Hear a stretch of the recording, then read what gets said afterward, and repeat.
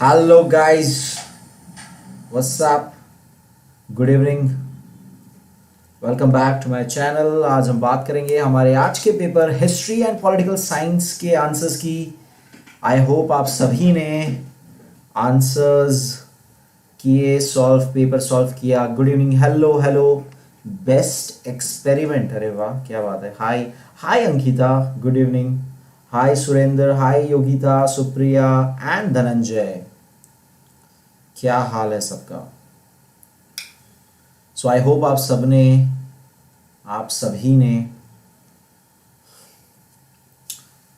सभी ने paper solve किया। बहुत ही प्यारा सा हिस्ट्री पॉलिटिकल साइंस का पेपर बनाया था, 40 मार्क्स का, 2 आवर्स का। मराठी मराठी लैंग्वेज में भी मैंने उसे अपलोड किया था। Hello Mamta, hello Shiv, how are you. So I hope आपने पेपर सॉल्व किया है। वीडियो को लाइक ज़रूर करिएगा एंड शेयर ज़रूर करिएगा अपने दोस्तों को। शेयर ज़्यादा करिएगा guys, I need more subscribers. 10,000 तक पहुंचना है मुझे जल्द से जल्द। आई होप मैं जल्दी पहुंचूं। Hello, I am fine Surendra, how are you बेटा। कुछ भी, अरे वाह, ये क्या नाम है, कुछ भी डेल्टा, ये आपका नाम है क्या है ये। Yep. Hello Srishti, hello Siya, hello Mamta again. ये दूसरी ममता शायद से एक ही है। Okay, hello Vivek, hello Urmila, how are you all. So I hope सबने आपने टेलीग्राम ग्रुप ज्वाइन किया है। ये मैंने लास्ट वीडियो के इसमें भी लिंक में डाला था, टेलीग्राम का लिंक भी अपलोड किया है मैंने टाइम टेबल के वीडियो में भी सारे पेपर्स उधर भी मैं अपलोड करता हूँ। बार बार ये मैं आपको बता दे रहा हूँ कि पेपर मैं बहुत जगह पे पोस्ट कर रहा हूँ, आपको इजीली मिले इसलिए। Very good Siya, I am glad आपने सॉल्व किया एंड आप लाइव में भी आए। बेटा मेरा, आप मुझे डायरेक्ट मैसेज कर सकते हो उसमें से सिलेक्ट करके। शिव, आप मुझे उसमें से मैसेज कर सकते हो डायरेक्ट, या मुझे इंस्टा पे कांटेक्ट करो। Hello Saroja, hello. सो कितने लोग हैं अभी तक, कम लोग आए हैं अभी तक। सो हम पेपर डिस्कस करने वाले हैं आज का, हिस्ट्री एंड पॉलिटिकल। बहुत ही प्यारा सा पेपर था,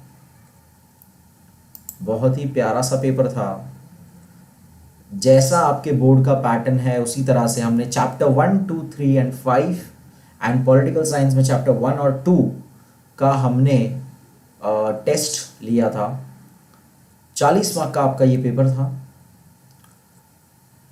सो आई होप आपने सभी ने सॉल्व किया है।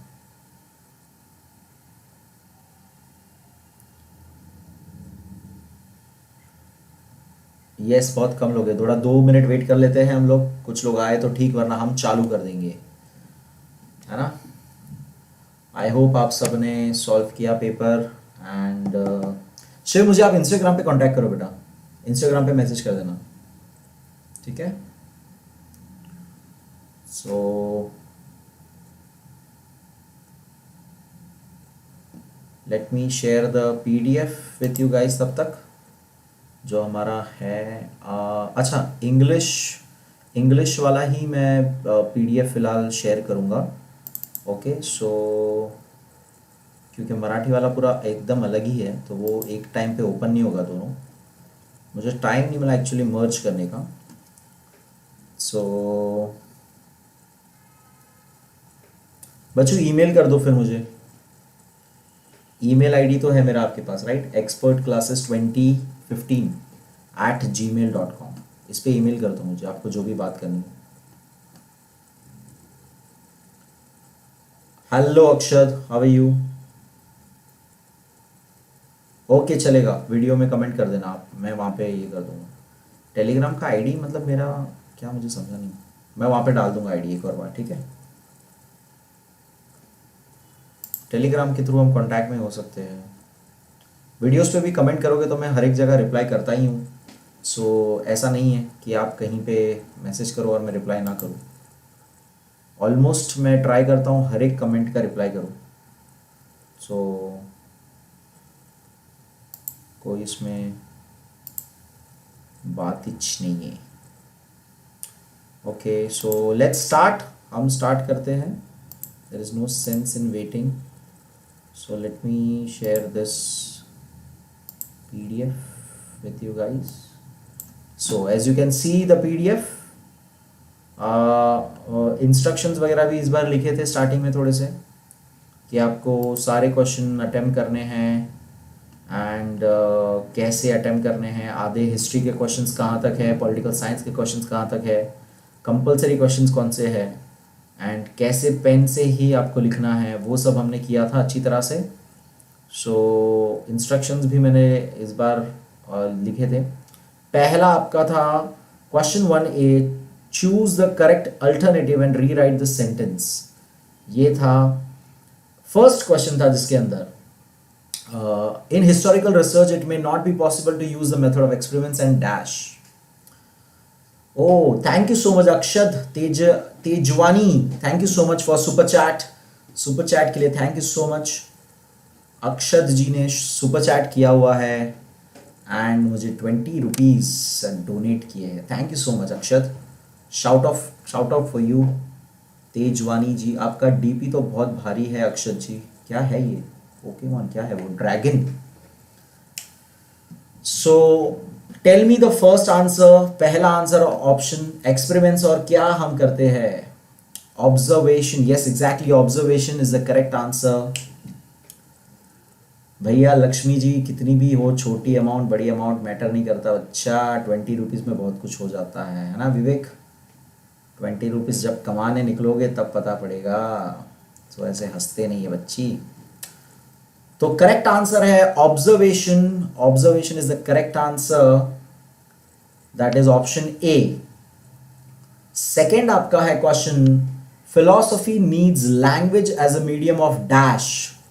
Philosophy needs language as a medium of dash. So philosophical ideas को जो होती है उसको लैंग्वेज के हेल्प से क्या काम होता है, एक्सचेंज करने, एक्सप्रेशन करने, आइडियोलॉजीज करने या अंडरस्टैंडिंग। यस वेरी गुड, क्या बात है। अंकिता जी ने सबसे पहले, अंकिता जी का आंसर दिख रहा है मुझे, धनंजय का सेकंड आंसर दिख रहा है मुझे, धनंजय का सेकंड आंसर दिख रहा है मुझे। Very good very good. Saroja and Kishore, very good. Expression is the correct answer, option B आपका करेक्ट आंसर है।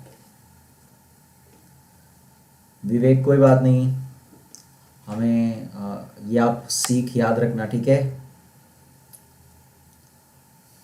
शिव बेटा अच्छा हुआ आपने बोला, लेकिन ऐसा नहीं बोलते हैं ना, मैं सर ने बता दिया कि। चलो B is the correct answer. Third question देखेंगे, बहुत ही सिंपल। अगेन थर्ड क्वेश्चन था, in 20th century the Indian archaeological exploration and research started under the dash. किसके अंडर चालू हुआ था? ये बहुत ही इजी आंसर है, सबको आना चाहिए आंसर। हमारे यहाँ पे इंडियन आर्कियोलॉजिकल एक्सप्लोरेशन किसके अंडर चालू किया गया था? कौन लोग थे हमें 200 साल रूल करने वाले लोग? Yes very good very good. Dhananjay, Ankita and Siya का पहले आंसर्स दिख रहा है मुझे। ऑप्शन नंबर अंकिता जी ने गलत मेरे ख्याल से बोल दिया, सी नहीं डी है वो शायद से, right. British rule right answer है। ब्रिटिश रूल आए थे और आपको याद होंगे उन्होंने ही शुरू किया था, उन्होंने ही पहला एक्सप्लोरेशन चालू किया था एंड हमें एक नई पूरी दुनिया दिखा दी एक तरह से। बहुत ही इजी आंसर्स थे। नेक्स्ट आपका 1B में आपको इनकरेक्ट पेयर ढूंढना था, यानी कि जो गलत है वो मार्क करना था। 4 आपको दिए हैं, वैसे टोटल 3 क्वेश्चन है। 4 पेयर में से आपको गलत पेयरिंग बतानी है कौन सी है। सो बताइए गलत पेयरिंग वाला कौन सा आंसर है क्वेश्चन B1 में। क्वेश्चन B1 में गलत कौन सा पेयरिंग है? Is it Harshacharita Bana Bhatt? ये सारी किताब आपको पता होगी, ये सारी किताबें हैं और उनके ऑथर्स है। हर्षचरित लिखने वाले बना भट्ट, कल्हाणा और जियाउद्दीन बरानी एंड अबुल फजी। सो कौन गलत है? Very good, very good. B1 का third one that is Ziauddin बरानी का रॉन्ग है। क्या आप मुझे राइट आंसर उसका बता सकते हो? कोई बता सकता है उसका राइट आंसर क्या होगा? जियाउद्दीन बरानी, जियाउद्दीन बरानी का राइट आंसर क्या होगा? क्या आपको पता है? यस बेटा, खाली आपको ऑप्शंस लिखने हैं, लेकिन मैं आपको सजेस्ट करूंगा ऑप्शन के बाद आप उसका लाइक क्या कहते हैं जो मेन है लाइक आंसर, एक्सप्रेशन हो गया, ब्रिटिश रूल हो गया, वो भी आप लिखोगे तो ज्यादा बेटर होगा। आपको क्वेश्चन लिखने की जरूरत नहीं है। ओके, सो क्या आप मुझे बता सकते हो जियाउद्दीन बरानी का करेक्ट आंसर पेयरिंग क्या होना चाहिए था? वेरी गुड सरोजा, क्या बात है। तारिके नहीं, बाबरी नहीं है, फिरोज है। बाबरी, मैंने तारिके हाफ ही पढ़ा। सिया जी ने सही आंसर दिया। Tarikhe Firoz is the correct answer. Very good. Ranvijay, क्या बात है, रणविजय ने भी सही आंसर दिया। Tarikhe Firoz is the correct answer. Second वाले में बताइए, अगेन यहां पर भी चार ऑप्शंस है, उसमें से आपको इनकरेक्ट वाला ढूंढना है। इनकरेक्ट वाला ढूंढना है। ये सारे न्यूज़पेपर्स एंड जर्नल्स है, ये सारे के सारे। कोई बात नहीं बेटा सरोजा, सॉरी की कोई बात नहीं, बस अपनी मिस्टेक्स याद रखिए, उसे दोबारा दोहराए नहीं। That would be enough for me. यहां पर प्रभाकर, दर्पण, दीन बंधु, केसरी, ये सारे न्यूज़पेपर्स है, अगर आपको याद होगा हमने पढ़ा था। उसके आपको किन्होंने ये चालू किया था उनके नाम दिए हैं। तो कौन सा गलत पेयरिंग है? Very good, very good. I see the answers again. Siya ji एकदम ऑन फायर है। धनंजय सॉरी, धनविजय नहीं, धनंजय तिवारी ने भी सही आंसर दिया है। एंड सिया ने सही आंसर भी बता दिया कि करेक्ट होना चाहिए था भाऊ महाजन, करेक्ट होना चाहिए था। एंड यहां पे रॉन्ग वही है, फर्स्ट वाला इनकरेक्ट है, जहां पे करेक्ट होना चाहिए था भाऊ महाजन। क्या बात है, बहुत बढ़िया, बहुत बढ़िया। थर्ड वाले में भी अगेन आपको चार रॉन्ग, उसमें से चारों में से एक रॉन्ग पेयर ढूंढ के बताना है। चारों में से आपको एक रॉन्ग पेयर ढूंढ के बताना है, इनकरेक्ट पेयर ढूंढ के बताना। अगेन ये फर्स्ट चैप्टर से है हमारा, फर्स्ट चैप्टर से है हमारा ये। किन्होंने कौन सी किताब लिखी थी? माइकल फोकाल्ट ने archaeology of knowledge, Karl Marx का Das Kapital, Leopold von Ranke का theory and practice of history, and Voltaire का डिस्कोर्स ऑन द मेथड। तो क्या कौन सा गलत है?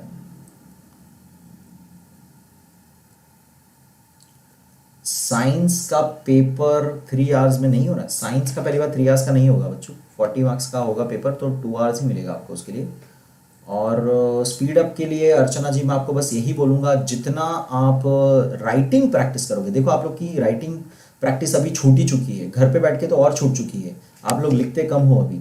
तो राइटिंग प्रैक्टिस जितना करोगे आप लोग टाइम लगा के, उतना वो धीरे धीरे स्पीड पकड़ेगा। जितना आप लिखोगे राइटिंग बेटर होते जाएगी, उतना आपको स्पीड पकड़ेगा, उतना आपका ब्रेन जितना फास्ट प्रोसेस करता है आंसर्स आपके ब्रेन में, उतना आपका हाथ कोप अप कर पाएगा। तो ऐसा बहुत बार होता है, बच्चों को आंसर आता है लेकिन वो लिख नहीं पाते हैं तेजी से, या तो बहुत अनटाइडी लिखना चालू कर देते हैं। So only solution for that is practice writing daily. Daily आप कंटिन्यूस हाँ ये इंपॉर्टेंट चीज है, कंटिन्यूस लिखना सीखिए। मतलब कंटिन्यू टाइमर लगाइए, कंटिन्यू लिखते रहिए 1 घंटे तक, रुकना नहीं है। 1 घंटे तक कंटिन्यू हाथ चलते रहने चाहिए। हाथ जो दर्द करेगा ना, तो आपको धीरे धीरे वो आपका लाइक कैपेसिटी बढ़ेगा। तो that is the only solution to it. Practice writing continuously for hours. वो धीरे धीरे 1 घंटे में दुखेगा, धीरे धीरे फिर 1.5 घंटा होगा, धीरे धीरे 2 घंटे में, तो ऐसे करके आपका टाइम पीरियड बढ़ जाएगा। और उस तरह से जब आपको फिर आंसर्स आते होंगे तो आप बड़े इजीली 2 घंटे कंटिन्यू, 3 घंटे कंटिन्यू लिख सकते हो। ओके, यस वेरी गुड, बहुत लोग ने करेक्ट आंसर बीच में दे दिया। Fourth is the incorrect answer. उसका करेक्ट आंसर क्या होना चाहिए था? किसके साथ वो पेयरिंग में होना चाहिए था? एक्चुअल में क्या होना चाहिए था? वॉल्टेयर का। Is a founder of modern historiography, founder of modern historiography है। ओके, एंड डिस्कोर्स ऑफ ये किसका है? रेने डेस्क्रेट्स। वेरी गुड, क्या बात है। Hello Pranav, hello Pranav. बड़े आंसर्स लर्न करने का यही तरीका। आपने हाउ टू स्टडी वीडियो लगता है नहीं देखा किसी ने। हाउ टू स्टडी वीडियो में मैंने ये सारी छोटी छोटी बातें बताई थी। उसमें आपको सिंपली यही करना है कि आप जो है बड़े बड़े आंसर्स को पॉइंट वाइज कर दीजिए। पहले पॉइंट वाइज करके जो है उसको आप जो है उसको लिखिए, उसको टाइम लगा के लिखिए डेली। और फिर 15 मिनट्स के गैप में एक बार देख के लिखा, उसके बाद एक बार बिना देखे लिखा। 15 मिनट्स के गैप में आपको ये करना, और फिर खुद का टेस्ट ले लिया। तो 1 घंटे के अंदर समझो आपका एक ब्रीफ हो गया, which is a good speed. 1 घंटे के अंदर एक ब्रीफ अच्छी तरह से पूरा बाय हार्ट हो जाना, लर्न हो जाना अच्छी तरह से, it is a good thing. तो इस तरह से बड़े बड़े आंसर्स को ब्रेक डाउन करके 15 मिनट्स के गैप में सेल्फ इवैल्यूएशन करना है आपको। सो याद रखिएगा। नेक्स्ट आगे बढ़ेंगे। Complete the given concept map था, ये मैं मराठी वालों में पूरा नहीं पुट कर पाया था, तो मैंने एक ही पुट किया था, ऑथर और बुक्स वाला। एक्चुअल में टोटल 3 थे जिसमें से एनी 2 करना था। तो ये मैं मराठी वाले में पूरा ट्रांसलेट एक्चुअली नहीं कर पाया था। तो आई डोंट नो आपने कौन सा कंप्लीट किया है, बट फर्स्ट वाले का कौन बताएगा? बेस्ड ऑन भारत एक खोज वॉज बेस्ड ऑन वॉट? किस चीज पे ये बेस्ड ऑन था? किस चीज पे ये बेस्ड ऑन था? किस चीज पे ये पूरा बेस्ड था? भारत एक खोज।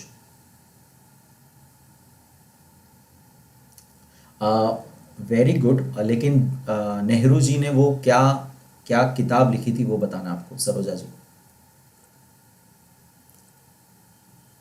बेस्ड ऑन व्हाट, उनका वो बुक का नाम बताना आपको। रिटन बाय जवाहरलाल नेहरू है वो, बट बेस्ड ऑन उनके बुक का नाम। Very good, discovery of India. तो पहला आंसर आएगा based on discovery of India. और फिर टेलीकास्ट हुआ था Doordarshan, which is your right answer. और फिर रिटन बाय जवाहरलाल नेहरू की किताब है डिस्कवरी ऑफ इंडिया, और उसके अंदर एक्टिंग की गई थी, इनेक्टेड यानी उसके अंदर एक्ट, वो जो सीरीज बनाया था श्याम बेनेगल जी ने, उसके अंदर किसने इनेक्ट किया था वो? तो रोशन सेठ एक एक्टर है, उन्होंने एक्ट किया था। ये रोशन सेठ करके एक्टर है, उन्होंने ये एक्ट किया था। ओके, सो ये याद रखिएगा थोड़ा सा। रोशन सेठ ने इनेक्ट किया था, written by Pandit Jawaharlal Nehru, telecasted by Doordarshan, based on the book written by Nehru ji, that is discovery of India. That was the first question पूरा। सेकंड में आपको इंडियन हिस्टोरियंस के नाम लेने थे अलग अलग, इंडियन हिस्टोरियंस के नाम लेने थे अलग अलग। So who is gonna tell me Indian historians के नाम? इंडियन हिस्टोरियंस के नाम क्या है? पायल जी, कल का पेपर आपको देखना है तो देखिए, डिस्क्रिप्शन में मैंने पूरा टाइम टेबल डाल के रखा है। मैंने पूरा एक वीडियो बनाया है टाइम टेबल के ऊपर। बहुत सारे लास्ट वीडियोस में मैंने टाइम टेबल पूरा डिस्क्रिप्शन में लिखा हुआ है, वो चेक कर लीजिए एक बार। हिस्टोरियंस के नाम लिखने थे यहाँ पे। Come on, who is gonna tell me historians के नाम, इंडियन हिस्टोरियंस के नाम? यस, हम सब टेक्स्ट बुक एक्सरसाइज से ही क्वेश्चन पूछते हैं दिव्या जी, सारे टेक्स्ट बुक क्वेश्चन से ही पूछे जाते हैं।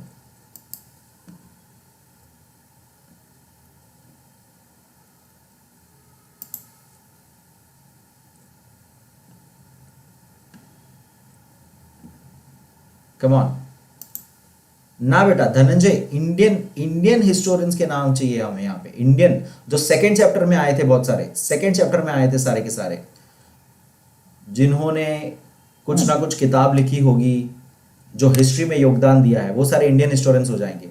मैं 4 नाम आपको फिलहाल बताता हूँ। सबसे कॉमन, सबसे इजी नेम्स बताता हूँ जो आप याद रख सके।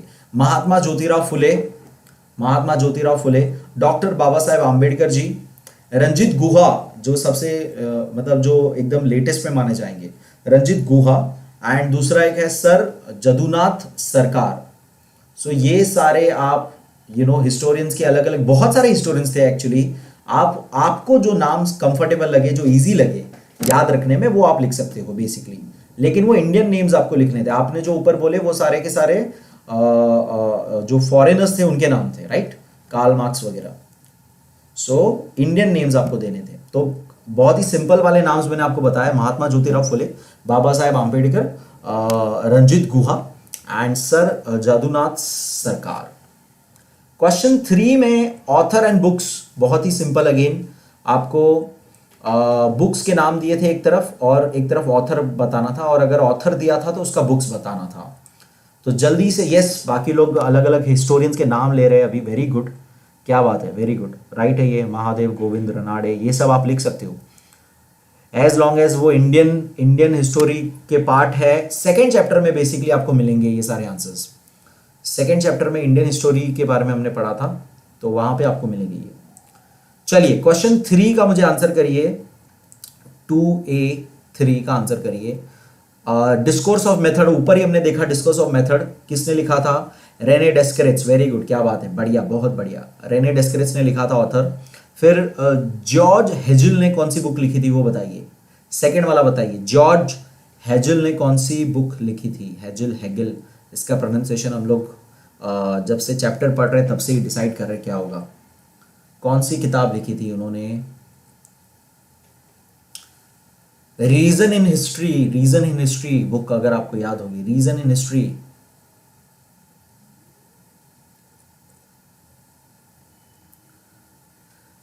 कम ऑन फास्ट, शिवजी दिख गए आपको फाइनली? हाँ, मैं मोनेटाइज तो किया हुआ ही था, वो पता नहीं किस बेसिस पे वो एड्स आती है, I don't know exactly, but monetize तो किया था। Reason in history, very good. Secret of world history किसने लिखी थी? लियोपोल्ड, यस, वेरी गुड, आधे लोग आंसर देते जा रहे, very good, Leopold von Ranke. Karl Marx का बहुत ही इजी, दास कैपिटल आपको याद रखना है ना। आर्कियोलॉजी ऑफ नॉलेज, ऊपर ही हमने देखा था, माइकल फोकाल्ट, बहुत ही इंपॉर्टेंट व्यक्ति, archaeology of knowledge, first chapter में लास्ट में इनके बारे में दिया गया था। सो आई होप आप सबने ये सारी आंसर्स लिखे अच्छी तरह से। फिर आपका था explain in the short note, industry और कॉमर्स के बारे में आपको कुछ लाइनें लिखनी थी। ये 2 मार्क के लिए था, तो एटलीस्ट आपको 2 पॉइंट तो लिखने ही चाहिए थे। और थोड़े 2 पॉइंट जब मैं कहता हूं तो 2 लाइन ही होती है, जरा ये लॉजिक समझो। 2 line is a different thing and 2 point is a different thing. एक पॉइंट बड़ा पॉइंट हो सकता है, वो 3-4 लाइन तक जा सकता है वो। तो ये जरा लॉजिक समझो आप, कि जब मैं 2 पॉइंट कहता हूं इसका मतलब 2 लाइन नहीं होता है। ओके, सो कम से कम 2 मार्क के लिए आपको 2 पॉइंट्स लिखने चाहिए, जिसमें आप एक में इंडस्ट्री आप पूरा बताते हो और एक में आप पूरा कॉमर्स पूरा बताते हो। तो आई होप आपने ये लिखा हुआ है इंडस्ट्री और कॉमर्स के बारे में, कि इंडस्ट्री क्या होती है, कैसे वो डेवलपमेंट में काम करती है, कैसे वो अलग अलग कल्चरल इंटरैक्शन नेटवर्क को डेवलप में काम करती है, एंड कैसे हिस्ट्री के मदद से हम समझ सकते हैं पहले के ज़माने में लोग कैसे एक्सचेंज करते थे, और वो कैसे एक तरह का नाम, मतलब उन्हें नाम नहीं पता था कि वो ट्रेड कर रहे हैं या कॉमर्स कर रहे हैं, लेकिन वो एक्चुअल में एक मार्केट चलाते थे, कॉइन्स का इस्तेमाल करते थे, बार्टर सिस्टम करते थे। तो ये सारा आंसर्स आई होप आपने लिखा हुआ है। सो यस, 4 पॉइंट्स लिखोगे तो बहुत बढ़िया हो जाएगा। कैसा होता है ना, आपके ऊपर डिपेंड करता है आप उसको 2-4 पॉइंट में कन्वर्ट कर रहे हो कि कितने पॉइंट में कन्वर्ट कर रहे हो। अगर 1-1, 2-2 लाइन का है उसको आप 4 पॉइंट बना दे रहे हो, लेकिन मैं अगर एक पॉइंट के अंदर ही 2-2, 3-3 सेंटेंस लिख रहा हूं, सेंटेंस अलग होता है, full stop to full stop एक सेंटेंस होता है, राइट? तो उस हिसाब से मैं आपको बता रहा था। कम से कम अगर लाइंस की अगर मैं बात करूं तो आपको नहीं तो भी सेंटेंसेस मैं बोलूंगा 6 सेंटेंसेस आने चाहिए उसके अंदर, जिसको आपने पॉइंट वाइज लिखा होगा। तो ये चीज आप याद रखिए। फिर सेकेंड एक क्वेश्चन था मैगजीन्स एंड जर्नल्स, तो मैगजीन जर्नल्स का भी आई होप आपने अच्छा खासा हर एक चीज लिखी होगी, अलग अलग मैगजीन्स जर्नल्स क्या होती है, and by weekly, monthly, by monthly, quarterly, 6 monthly, annually, right?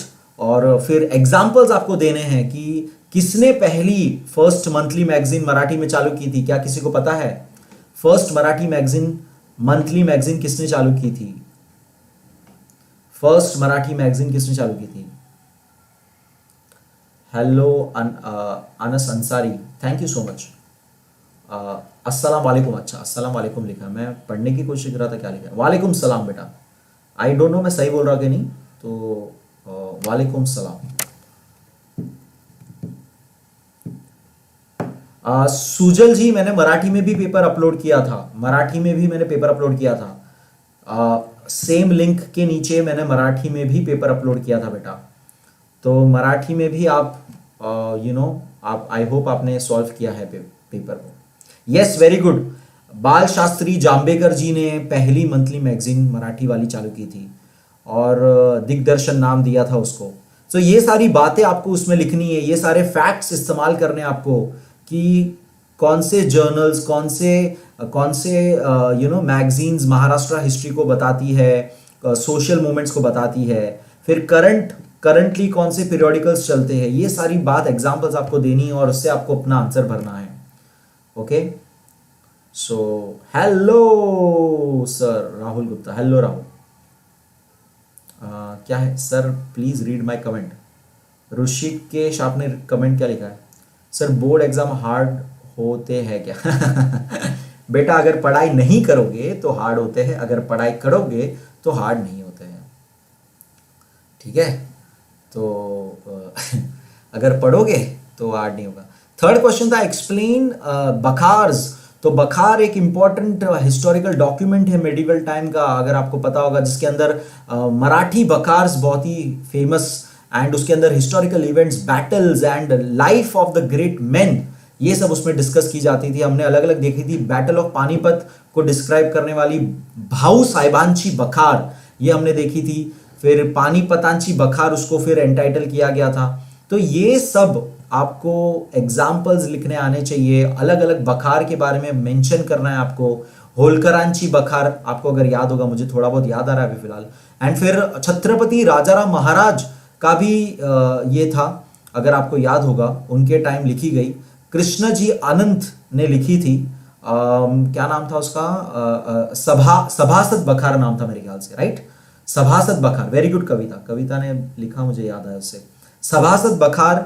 तो ये सब इंफॉर्मेशन बेटा आपको पॉइंट बना के उसको लिखना है, बखार के बारे में लिखना है। एंड उसके अंदर ऑटोबायोग्राफीज होती थी, राजाओं के राज कैसे चलते थे, एडमिनिस्ट्रेशन क्या होता है, माइथोलॉजीज क्या होती है, ये सारी चीज उसके अंदर कवर करनी है आपको, ये पूरा उसके अंदर कवर करना है।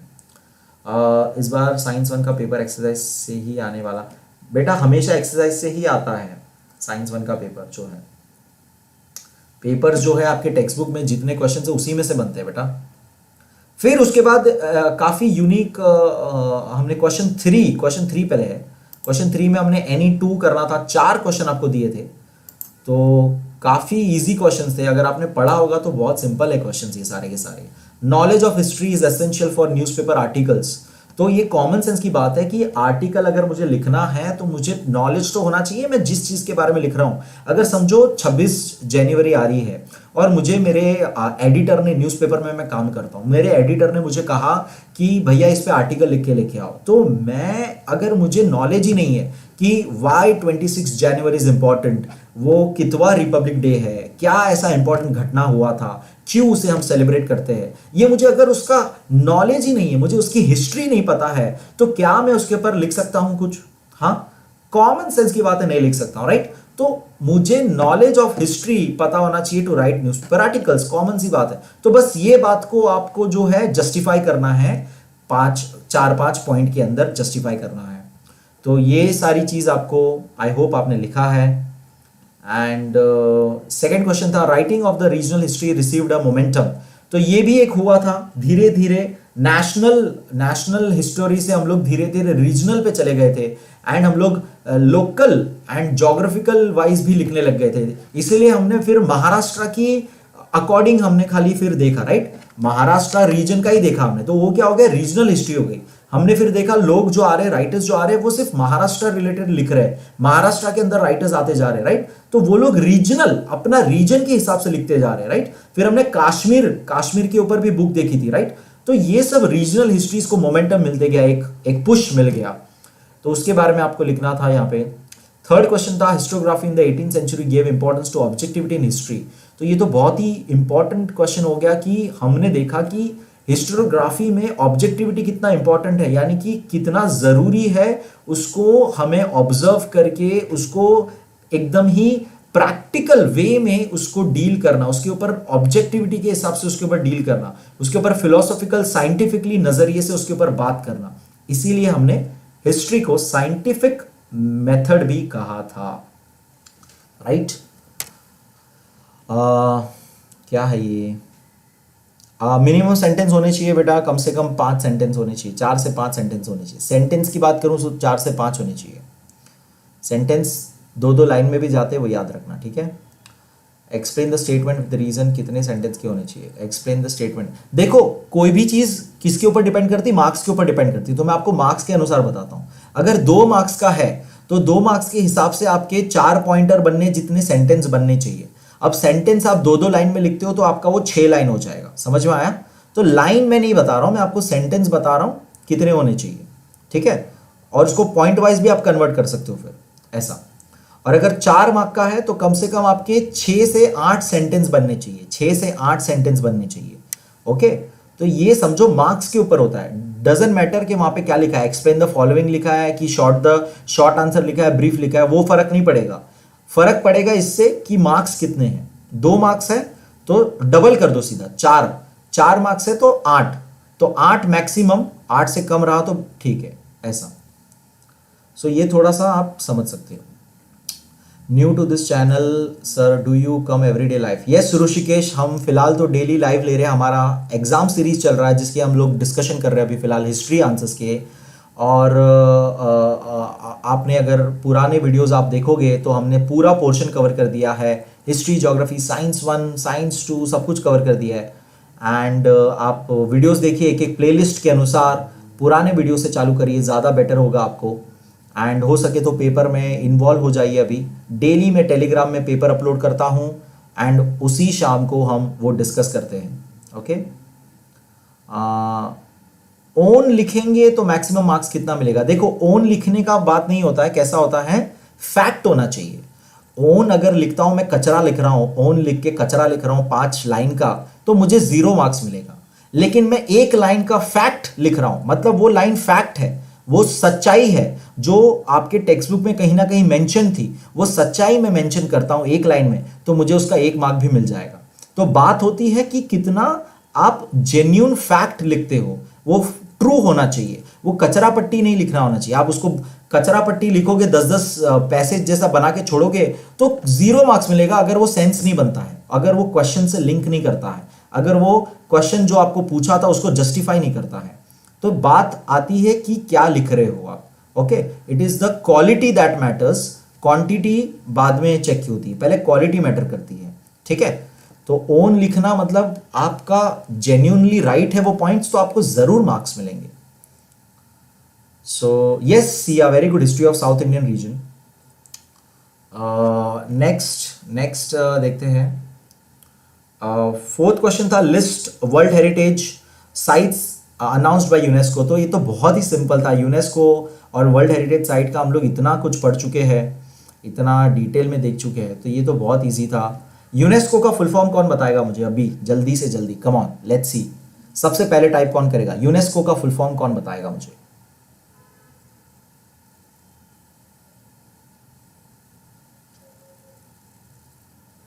इंपॉर्टेंट क्वेश्चंस पे वीडियो में बाद में बनाऊंगा, जब आपका एग्जाम क्लोज होगा तब बनाऊंगा, अभी नहीं बनाऊंगा, वरना बच्चे सिर्फ वही पढ़ेंगे। और मैं नहीं चाहता हूं कि आप फोकस अपना सिर्फ सिलेक्टेड रखो। अभी आपका टाइम है, आप सब कुछ पढ़िए, हर चीज पढ़िए, कोई भी चीज को नेग्लेक्ट ना करिए, ओके सुजल।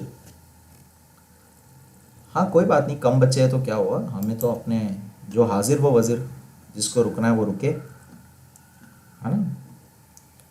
फिर हमने यूनिक चीज की थी थोड़ी सी, हमने यहां पर पैसेज आपको दिया गया था जिसमें आपको कॉपर प्लेट के बारे में इंफॉर्मेशन थी और उसके बेस पे नीचे क्वेश्चन करना था। Where was the copper plate found, तो कहां पे मिला था कॉपर प्लेट? बहुत ही सिंपल सा आंसर, कौन बताएगा मुझे, कॉपर प्लेट कहां मिला था? ओके कविता ने आंसर दिया, United Nations Education Scientific and Cultural Organization, UNESCO. Very good Kavita, पहला आंसर दिया आपने।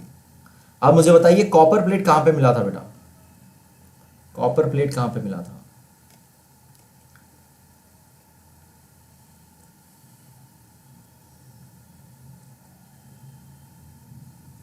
Yes, Sohgaura district Gorakhpur. सोहागौरा जो है वो नाम लेना है आपको, सोहागौरा में मिला था जगह, पहली लाइन में ही आंसर है पूरा। सोहागौरा डिस्ट्रिक्ट गोरखपुर उत्तर प्रदेश में मिला था। Very good Ankita, United Nations Educational Scientific Cultural Organization, UNESCO. Second question था इसके अंदर, which type of inscription was found, कैसा इंस्क्रिप्शन था उसके ऊपर? तो ब्राह्मी स्क्रिप्ट का इंस्क्रिप्शन था। कौन सा इंस्क्रिप्शन था उसके ऊपर? ब्राह्मी स्क्रिप्ट का इंस्क्रिप्शन था। And explain the structure erected of 4 pillars. तो 4 पिलर्स वाला स्ट्रक्चर जो था, symbol looks like a structure erected like 4 pillars indicated a granary. ये पूरा जो सेंटेंस दिख रहा है आपको अपने पैसेज के अंदर, वो पूरा वहां से आपको लिखना था। इवन इंस्क्रिप्शन रिकॉर्ड्स और royal order that grain started should be distributed carefully and even precautions taken at the times of famine. तो यहां तक आपका पूरा आंसर आपको लिखना है। सो आई होप आपने लिखा। और फिफ्थ क्वेश्चन था answer in brief, any two करना था। How is history helpful in planning of Akashvani programmes? तो आकाशवाणी इज बेसिकली, आपको पता होगा, जो हमारा रेडियो जो है, आकाशवाणी रेडियो का प्रोग्राम आकाशवाणी, जिसमें हमारे सबसे पहले सारे न्यूज़ एंड इम्पॉर्टेंट खबरें, फिर डायलॉग्स भी वो लोग टेलीकास्ट करते थे, गाने फिर धीरे धीरे टेलीकास्ट करते थे, ब्रॉडकास्ट करते थे, आकाशवाणी। तो ये आपको पता होगा, उसके बारे में आपको डिटेल में लिखना है। नाउ ये ब्रीफ है, तो यहाँ पे आपको थोड़ा सा कम से कम 6 से 7 पॉइंट तक जाना है आपको। देखो 3 एनी 2 है, 3 मार्क्स, 3 का डबल करते हो तो 6 आता है, तो मिनिमम आपको 6 तक जाना है, ठीक है। तो ये चीज़ आपको समझना है, 6 पॉइंट्स तक आपको कम से कम लिखना है और आपको ये पूरा कंप्लीट करना है। फिर नेक्स्ट क्वेश्चन था व्हाट इज मार्क्सिस्ट हिस्ट्री। तो मार्क्सिज्म के ऊपर हम जानते ही हैं मार्क्सिस्ट हिस्ट्री, जिसके अंदर हम लोग ने प्रोडक्शन मीन्स की बात की थी, मीन्स ऑफ प्रोडक्शन की बात की थी, राइट।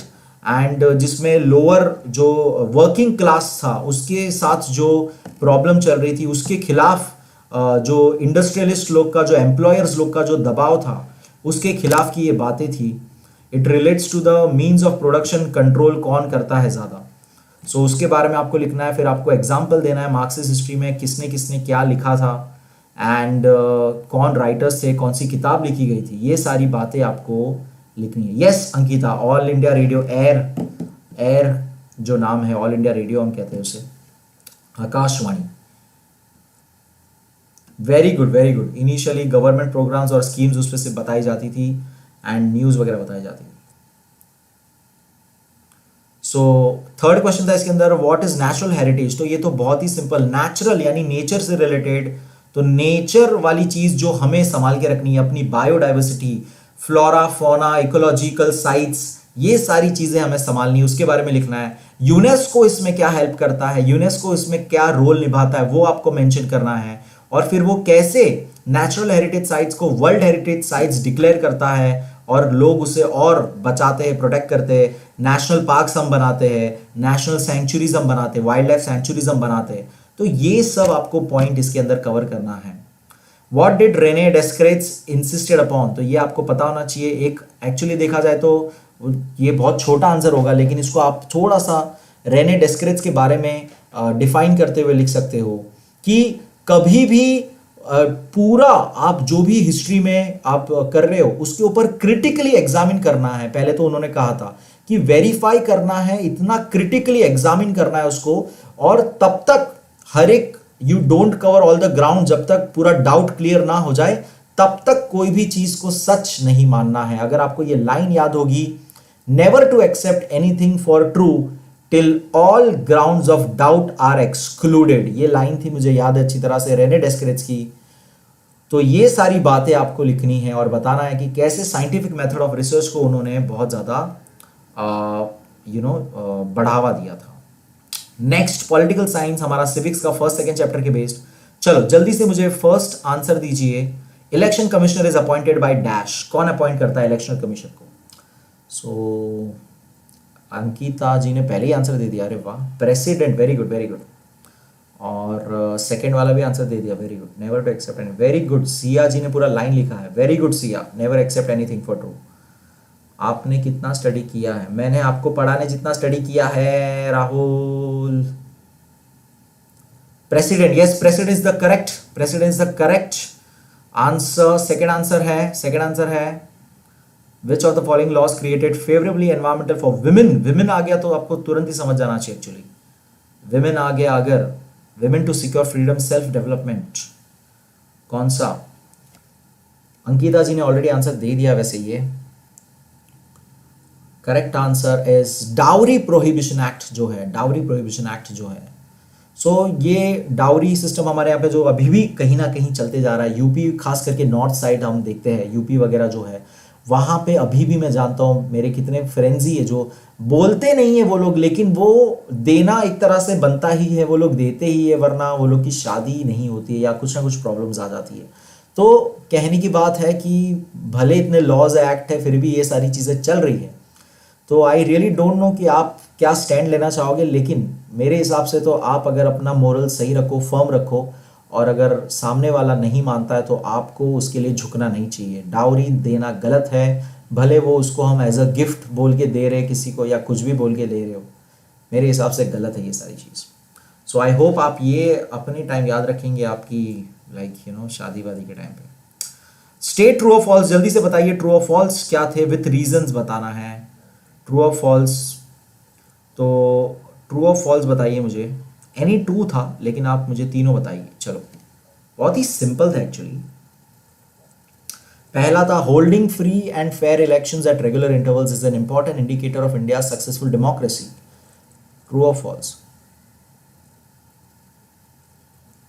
ज्योग्राफी में पैसे जाने वाला है क्या, ये मैं ज्योग्राफी पेपर के टाइम आपको पता पड़ेगा, सरप्राइज है राहुल। टेलीग्राम का क्या चाहिए आपको ऋषिकेश? आईडी मैंने देखो जो जो वीडियोस है पुराने एक दो अभी एसएससी ये क्या कहते हैं सेमेस्टर एग्जाम वाले, उसके अंदर मैंने डिस्क्रिप्शन में टेलीग्राम का आईडी डाला है बेटा, उसमें आप डायरेक्ट क्लिक कर सकते हो और नाम से सर्च करना चाहो तो एक्सपर्ट क्लासेस यूट्यूब चैनल ऐसा करके सर्च करोगे तो आपको मिल जाएगा।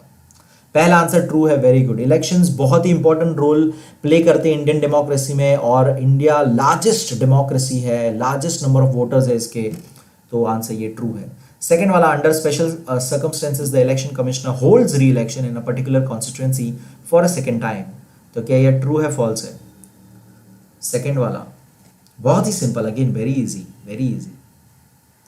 जब कोई स्पेशल या कोई ऐसा केस होता है, जब प्रॉब्लम आती है, तो इलेक्शन कमिश्नर जो है, जो ईसी है, जो पूरा इलेक्शन देखती है, यूनानिमस बॉडी है ये पूरी, वो फिर से करती है पूरा इलेक्शन। हाँ, वीडियो के डिस्क्रिप्शन में भी टेलीग्राम आईडी है। यस सीएम, यस सेकंड वाला भी ट्रू है। Yes, election commission has the responsibility of resolving any disputes, कोई डिस्प्यूट्स अगर आ जाते हैं तो उनको वो रिजॉल्व करना पड़ता है, और फिर बाद में फिर से इलेक्शंस अगर करना लगा उन्हें तो वापस से उस पूरे कॉन्स्टिट्यूएंसी में, उतने पर्टिकुलर एरिया में वहां पर इलेक्शंस होते हैं। मैंने ये सारी बातें बहुत अच्छी तरह से डिटेल में हमने बात की थी हमारे वीडियो में, जब ये मैंने वीडियो पढ़ाया था। तो अगर आपने वो वीडियोस नहीं देखे, अगर आप नए हो चैनल को, तो ज़रूर एक बार वो वीडियो देखिएगा, बहुत आपको मज़ा आएगा और आपको सारी बातें बहुत ज़्यादा क्लियर हो जाएगी। थर्ड वाला भी हमारा ट्रू था। In education institutions and in government services some seats are reserved for SC and ST, तो ये हमारे यहाँ पे रिजर्वेशन चलते ही आ रहा है, ट्रू है इसका आंसर। ये बैकवर्ड क्लास और ये पिछड़े जाति मानी जाती है, जिनके ऊपर बहुत सारे जुल्म हुए थे पहले सोसाइटी की तरफ से, इसीलिए उन्हें आगे थोड़ा सा बूस्ट देने के लिए, उनका मोरल बूस्ट करने के लिए, उन्हें मोटिवेट करने के लिए हम रिजर्वेशन हमने चालू किया था। तो education institute and government service में ये रिजर्वेशन होता है। लास्ट वाला भी ट्रू है। सो दैट वाज ट्रू और फॉल्स। एंड फिर है explain the concepts reorganising the constituencies. तो रीऑर्गेनाइजिंग द कॉन्स्टिट्यूएंसी का मतलब क्या होता है, यानी कि आपकी जो स्टेट है, मैंने ये सारी बातें डिटेल में समझा चुका हूं मैं ऑलरेडी, मैंने एग्जाम्पल के साथ ये सब समझाया था वीडियो के अंदर, तो जरूर वीडियो देखिएगा। मैं आपको अभी डिटेल में तो नहीं पढ़ाऊंगा, बस आपको रफली बताऊंगा कि जो हमारा स्टेट है वो एक पर्टिकुलर नंबर ऑफ कॉन्स्टिट्यूएंसी में डिवाइडेड होता है, और अगर वहां पे पॉपुलेशन बढ़ जाता है या कोई चेंजेस आ जाते हैं तो उसके बेसिस पे मैं फिर से वापस से कॉन्स्टिट्यूएंसीज जो है रीऑर्गेनाइज कर सकता हूं। नंबर ऑफ कॉन्स्टिट्यूएंसीज चेंज हो सकती है, कभी बढ़ सकती है नंबर ऑफ वोटर्स बढ़ने पर। तो ये सारी चीज रेशियो मेंटेन करना पड़ेगा कि कितने पॉपुलेशन है और कितनी सीट्स है। क्या मुझे आप बता सकते हो कि सबसे ज्यादा कॉन्स्टिट्यूएंसीज, हाईएस्ट कॉन्स्टिट्यूएंसीज कहां पे है, कौन से स्टेट में है? ये मैंने वीडियो में बताया था जब मैंने एक्सप्लेन किया था। सबसे हाईएस्ट कॉन्स्टिट्यूएंसीज वाला स्टेट कौन सा है इंडिया में, क्या आप बता सकते हो?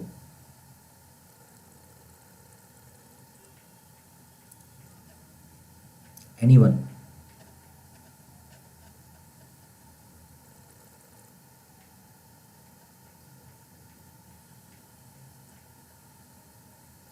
एनीवन? No one?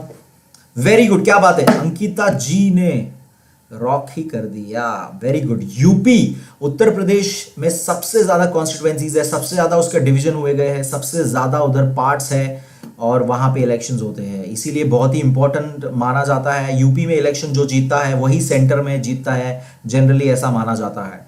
सो इसीलिए आपको अगर पता होगा तो भाजपा सरकार से वहां पे अमित शाह वगैरह वहीं से अपना सीट के लिए इलेक्शन लड़ते हैं। सो बहुत ही इंपॉर्टेंट वो जगह है पॉलिटिकल वाइज।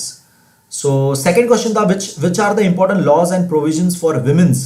तो ये विमेन रिलेटेड आपको अलग अलग लॉज, जैसे ऊपर ही हमने देखा डाउरी प्रोविजन एक्ट, फिर दूसरा है कि सेक्सुअल हैरेसमेंट के against act, domestic violence prohibition act, ये सारे अलग अलग लॉज आपको पता होना चाहिए। इक्वल प्रॉपर्टी, ये बात भी मुझे आपको बतानी है कि आज की तारीख में फादर की प्रॉपर्टी, हस्बैंड की प्रॉपर्टी और फादर की प्रॉपर्टी में भी इक्वल शेयर मांग सकते हैं। और खास करके फादर की, जनरली माना जाता है शादी के बाद तुम्हारा घर अब पति वाला घर है वहीं पे जाओ, ऐसा हो जाता है, लेकिन फादर की प्रॉपर्टी में भी आप विमेन जो है अपना हक मांग सकती है। सो ये चीज़, ये सारे लॉज एंड राइट्स आपको पता होने चाहिए विमेन के बारे में। सो आई होप आपने ये लिखा था।